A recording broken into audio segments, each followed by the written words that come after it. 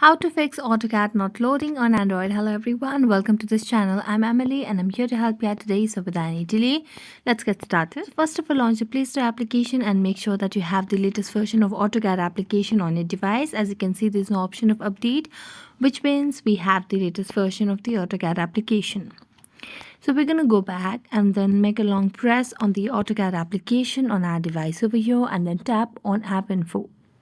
Now as you tap on App Info, it will lead us to a new page where you can see the option of Clear Data at the bottom right corner of the screen. So tap on Clear Data and then tap on Clear Cache and tap on OK.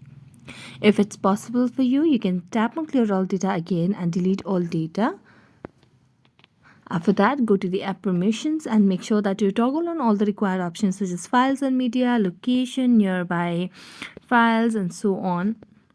So just give access to each of these options over here and then you'll be good to go and your issue might be fixed of not loading the AutoCAD application on your device. So thank you so much for watching this video. See you next time.